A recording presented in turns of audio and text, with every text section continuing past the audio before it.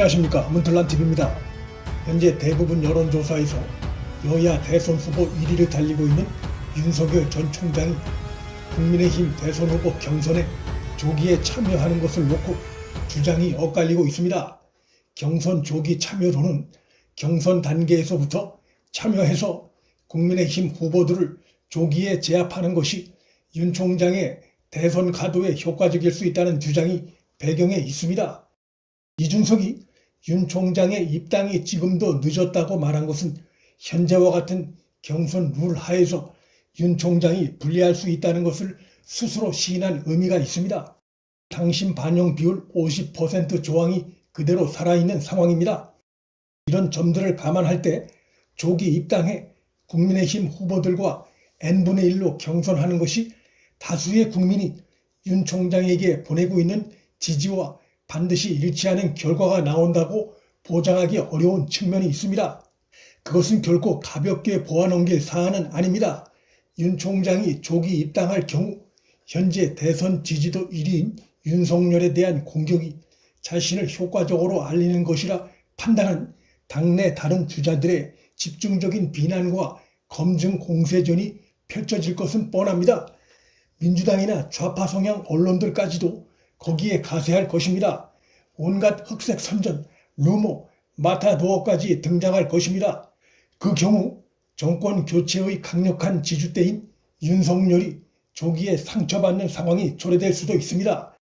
이런 가운데 방송에서 시사평론가로 활동 중인 장성철이란 자가 윤 총장의 처와 장모에 관한 시중에 떠도는 엑스파일을 입수했다며 자신의 페이스북에 글을 올리며 윤 총장에 대한 흑색 선전을 제기했습니다. 구체적 내용은 하나도 밝히지 않은 채 방어하기가 어렵겠다, 윤 총장이 후보 사퇴해야 할 것 같다는 등의 일방적 주장을 펼쳤습니다. 그는 김무성, 유승민, 이준석 등과 가까운 관계에 있는 자고 김무성 보좌관 출신입니다. 김무성은 유승민을 대통령 만들겠다고 나선 자입니다. 결국 김무성, 유승민 측에서 윤석열 제거 공작을 시작했다고 볼 수 있는 정황입니다. 유승민의 정치 문화생인 이준석도 이 음모에 연루됐다고 볼 수 있습니다. 윤석열 총장은 거리낄 게 없다는 입장이고 엑스파일이 있다면 다 공개하라고 촉구하고 있습니다. 엑스파일을 공개는 못한 채 음지로만 흘리는 행위는 더러운 정치 공작 행위고 국민들의 동의를 얻기 어렵고 오히려 역효과를 낼 가능성이 더 큽니다. 지금까지 김대엽 공작이 딱 한 번 성공했는데 우리 국민들이 더 이상 속지 않습니다. 일각에선 국민의힘 정당 지지도 상승 추세여서 국민의힘에서 선출된 대선 후보 역시 지지도가 상승해 윤 총장이 원샷 경선을 통한 단일화 승부가 어려울 수도 있다는 주장을 내놓고 있습니다. 당내 시장 후보가 된 오세훈이 한때 자신보다 지지도가 높게 나오던 안철수를 꺾고 서울시장이 된 것과 같은 상황이 윤 총장에게도 벌어질 수 있다는 주장입니다. 4.7 보궐선거 때와 지금은 상황이 많이 다릅니다. 오세훈은 시장 경험이 있고 서울시의 시급한 문제인 부동산 문제를 다뤄본 경험도 있습니다.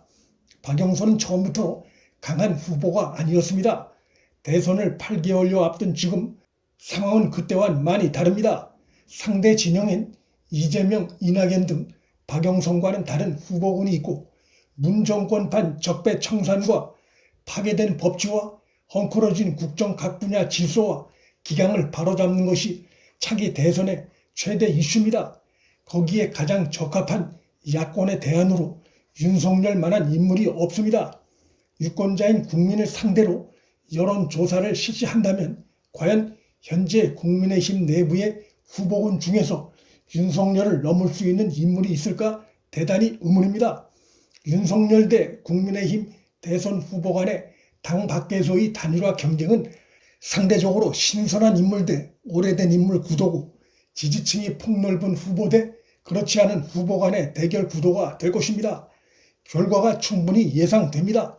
윤 총장의 국민의힘 조기 입당이 바람직하지 않다는 주장에 보다 중요한 이유는 따로 있습니다.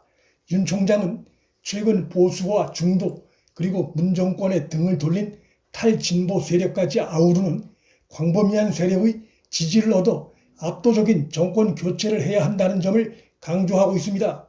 윤 전 총장의 이러한 강조의 배경엔 민주당이 180석 의석을 차지하고 있고 국민의힘이 100석가량에 불과한 좌파 진영 쪽으로 크게 기울어진 21대 국회 원내 의석 분포가 그 배경에 깔려 있습니다. 대권을 차지한다 해도 차기 총선이 있기까지 약 2년간 자칫 민주당에 끌려다니는 국정이 될 위험성이 다분히 있습니다.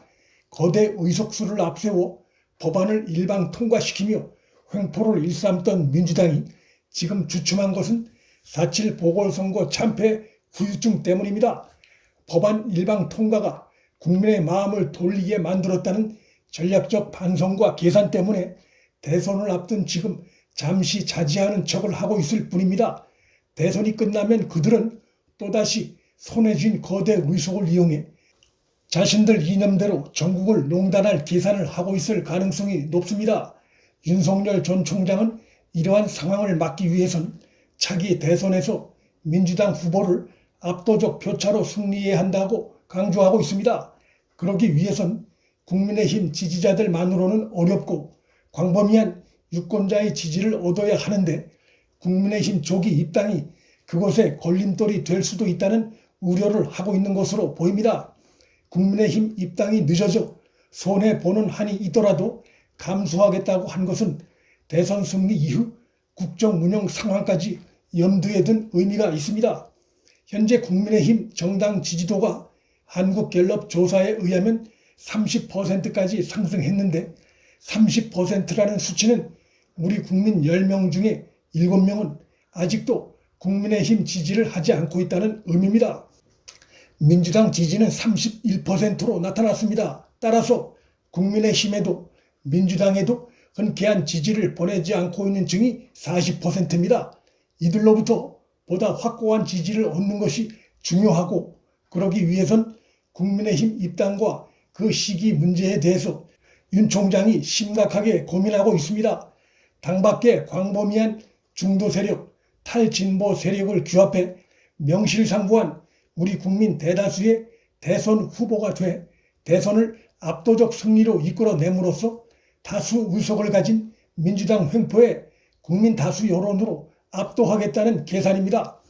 윤석열 총장 측으로부터 흘러나오는 이러한 점들을 종합적으로 감안할 때 윤 총장은 국민의힘이 주축이 된 보다 광범위한 정치 세력이 규합된 정계 개편에 몸을 실어 대선 출마하는 방식도 고민하고 있는 것으로 보입니다. 현실적으로 대선 전 정계 개편이 어려울 경우 국민의힘 플랫폼에 몸을 실어 대선에 출마하되 대선이 끝난 후에라도 안정적인 정국 운영을 위한 새로운 플랫폼 만들기, 즉 정계 개편을 강하게 염두에 두고 있는 것으로 보입니다.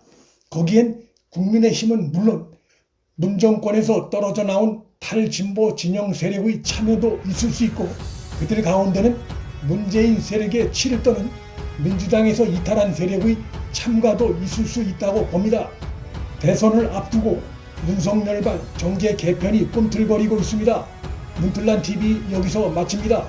구독과 좋아요, 알림 설정은 방송 제작에 큰 힘이 됩니다. 시청해 주셔서 감사합니다.